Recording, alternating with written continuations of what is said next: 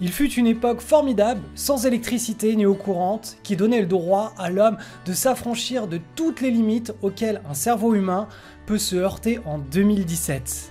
Pendant la Renaissance, n'importe quel homme éduqué pouvait s'autoriser à développer des compétences multiples, comme par exemple conception de machines volantes, l'art de la sculpture, la musique, la peinture, les mathématiques, la physique et bien d'autres domaines.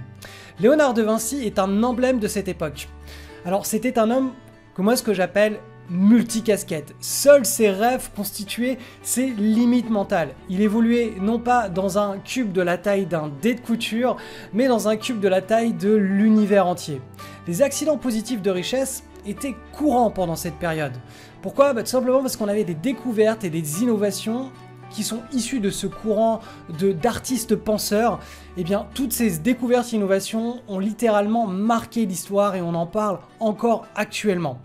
Donc là, je viens d'écrire un papier sur mon blog qui relate des contraintes de la matrice moderne, ce que j'ai appelé le tabouret à trois pattes. Et donc, dans cette vidéo, en fait, qui est une adaptation de l'article que j'ai écrit, je vais vous expliquer comment repenser son mindset et partir et s'asseoir surtout sur un tabouret à 1000 pattes. Donc, je vais attaquer tout de suite la lecture de cet article. C'est parti.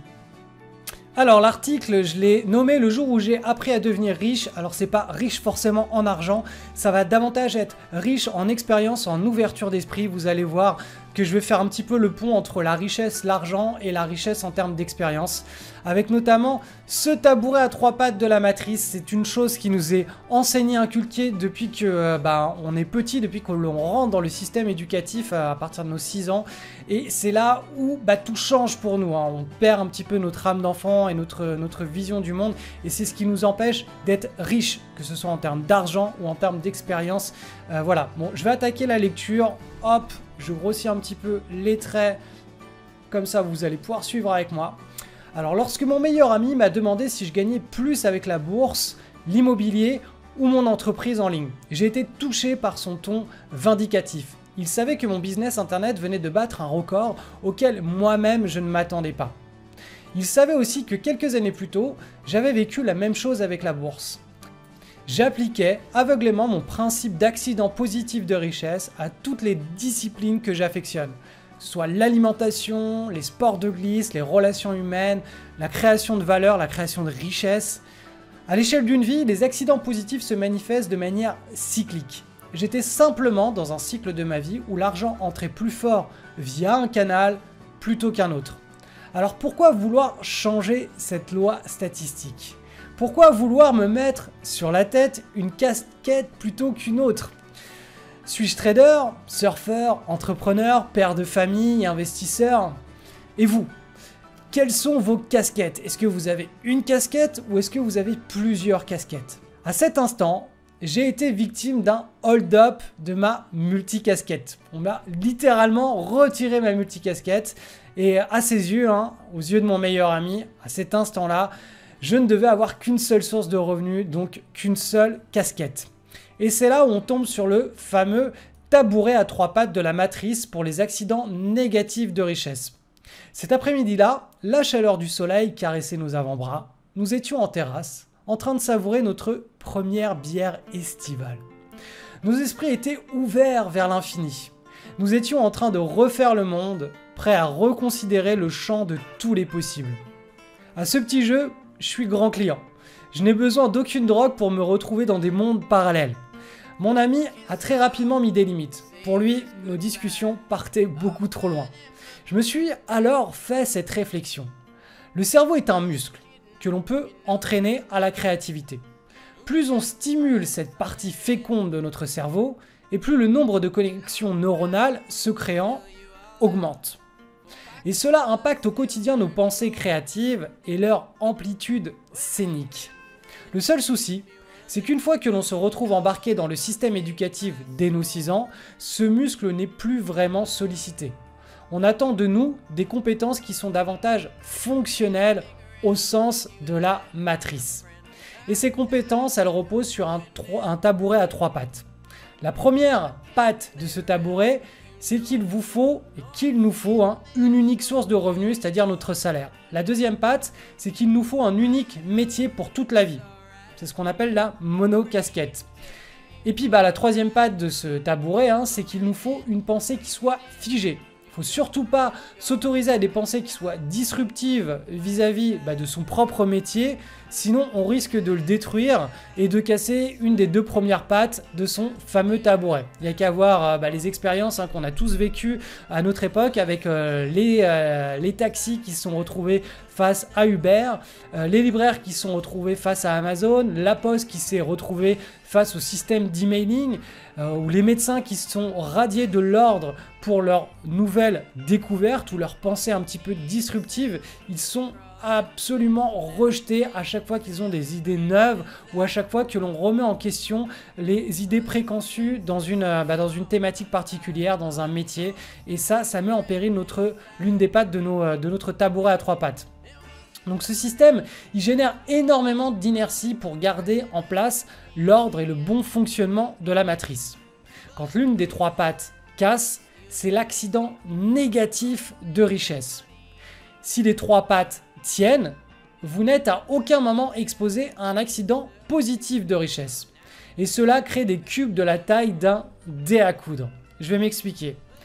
Ce fameux cube, vous allez comprendre. La taille de votre cube détermine l'importance de vos accidents positifs de richesse. Quand nous devenons passionnés par plusieurs disciplines, nous devenons forcément bons dans chacune d'entre elles. Devenir excellent dans une activité n'a rien à voir avec le génie ou l'intuition. Il s'agit simplement d'une profonde curiosité et d'une pratique répétée. Mais lorsque notre cerveau répète ce processus sur de nombreuses thématiques, nous devenons alors multicasquettes.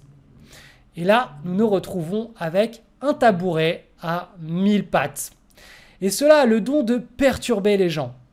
Ils ne comprennent plus qui nous sommes, ils n'ont pas d'étiquette à nous coller sur le front, et la sentence, elle est douloureuse. Nous sommes relayés automatiquement au rang d'inconnus.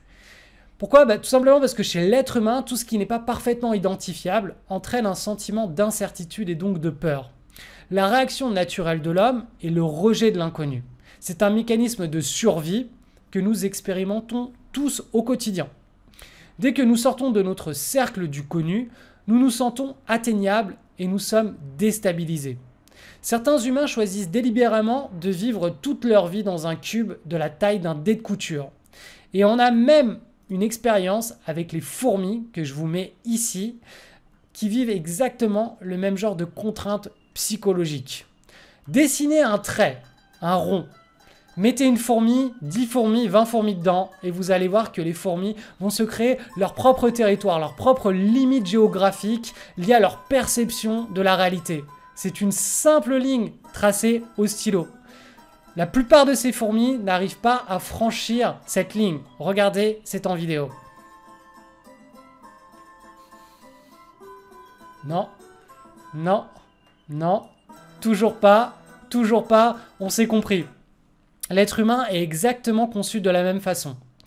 Tandis que d'autres passent leur temps à agrandir donc ce cube en mettant chaque jour un pas en dehors, ils repoussent leur zone de confort. Ils transforment un petit centimètre d'inconnu en un centimètre de connu. Avec cette logique vertueuse, notre champ d'opportunité explose littéralement. Notre cube finit par avoir la taille de la planète Terre plutôt que celui de la taille d'un dé à coudre. Mieux encore, quand notre cerveau est entraîné à cela, nous tombons véritablement amoureux des nouveautés qui nous sont inconfortables. Tout comme nos enfants s'émerveillent chaque jour des nouvelles choses qu'ils expérimentent, l'homme qui garde en lui son âme d'enfant est en capacité de développer des compétences multiples qui sont très pointues. Il peut littéralement devenir un expert de plusieurs domaines et passer en mode multicasquette. Pensez à tous ces artistes de la Renaissance dont Léonard de Vinci. Ils avaient tous des tabourets à 1000 pattes. À la fois architectes, peintres, sculpteurs, ingénieurs, mathématiciens, anatomistes, géologues, inventeurs, il s'intéresse à tout. Il écrit sur tous les sujets, il met au point des quantités de machines. Léonard de Vinci représente l'idéal de la Renaissance, l'homme universel. L'argent est la chose la plus abondante sur Terre. Pourtant, elle est aussi la chose la plus recherchée. Il faut comprendre que l'argent est partout. L'argent passe chaque jour de main en main. L'argent est en chacun des objets physiques qui nous entourent. L'argent est en chacun des mouvements qui nous font vivre. L'argent est en chacune de nos pensées. L'argent est une énergie, ni bonne ni mauvaise. L'argent est au contact régulier des gens à grands cubes. Les multicasquettes. L'argent arrive dans les poches des gens qui sont victimes d'accidents positifs de richesse. L'argent est accumulé sans limite par les gens qui mettent en place des routines pour vivre ces accidents positifs de richesse. Souvenez-vous, les routines. L'argent, s'il est redistribué à parts égales dans toute l'humanité, sur Terre, la même quantité dans les poches de chacun des êtres humains, vous verrez qu'au bout de 7 ans, cet argent se retrouvera dans les mêmes poches avant la redistribution. Car l'argent est une énergie que certains attirent et que d'autres repoussent. Quand on me dit « Cédric, pourquoi est-ce que tu vends tes connaissances alors que tu gagnes déjà de l'argent en bourse ?» Ma réponse, c'est toujours la même. La matrice nous dicte de rester assis sur un tabouret à 3 pattes en ayant une seule source de revenus, un seul métier et surtout de ne pas penser différemment de ses camarades au risque de se faire rejeter de la masse. Si tu es toi à l'aise, ok avec ce processus, il n'y a pas besoin d'aller voir plus loin. Tu vivras une vie simple et heureuse comme cela. Par contre, si tu sens que quelque chose ne tourne pas rond dans ta vie, qu'à 20 ans, 30 ans, 40 ans, 50 ans, tu expérimentes une crise d'identité, c'est qu'une des 3 pattes de ton tabouret vient de briser. En libérant ton âme d'enfant, ton cube va exploser ta créativité et t'amener sur des chemins qui vont te remplir de satisfaction. Tu vas devenir ce qu'on appelle multicasquette, ou ce qu'on voyait au cours de la Renaissance comme des hommes universels. Tu vas devenir riche d'un nombre infini d'expériences. Les personnes les plus heureuses et les plus éveillées de ce monde sont multicasquettes. Les riches sont aussi multicasquettes. Ils ont tous plusieurs sources de revenus à leur corde. Ils sont exposés aux accidents positifs de richesse. En fonction du cycle, certaines de leurs sources de revenus leur rapportent plus que d'autres. Peu importe que ce soit la source A ou B ou C qui génère le plus aujourd'hui. Ce qui compte, c'est la vision globale, la taille de son cube et surtout l'implémentation, agir avec des routines. Bizarrement, tout le monde déteste les riches, mais tout le monde veut devenir riche. C'est Coluche qui disait ça. Ce choix, en réalité, il t'appartient. Agrandis ton cube et mets en place des routines pour agir. En bourse, il existe une approche qui colle parfaitement avec cette philosophie. C'est ce que j'appelle le trading de news. Donc, voilà à quoi ressemble un trade de news. C'est un graphique, vous voyez les cours de bourse comme ça évoluent pendant plusieurs mois, là dans ce qu'on appelle une base latérale. C'est-à-dire que les gens ont correctement pricé le prix de l'action. Ils se disent l'action maintenant évolue entre 2 bornes. Puis vient ce qu'on appelle une news qui va propulser les prix en dehors de la base. Et ça va être le catalyseur. La news va lancer, va propulser une nouvelle tendance qui peut durer pendant plusieurs semaines. Ça s'accompagne toujours de volume. Donc beaucoup de gens entrent sur une action. On voit les volumes de transactions, le nombre de titres qui s'échangent sur 1 ou 2 journées. Ils mettent en avant cet état de surprise. Il s'agit là de mettre en place une routine de moins de 30 minutes par jour pour profiter de ce genre d'opportunité. Et ça se fait du lundi au vendredi pour trouver des actions qui ont un potentiel de hausse qui est hors du commun. Cela ne veut pas dire que chaque action va exploser à la hausse en bourse.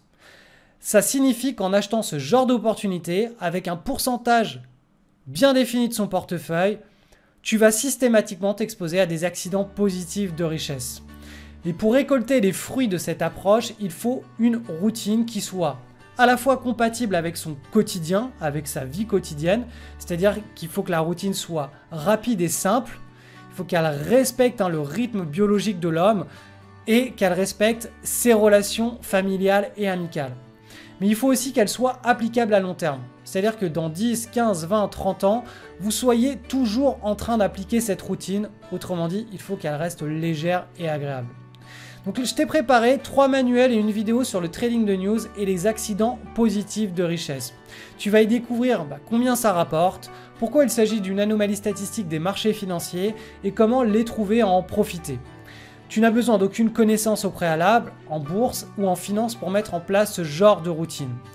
Donc là, l'idée, c'est d'élargir ton cube et de mettre des accidents positifs de richesse dans ta vie.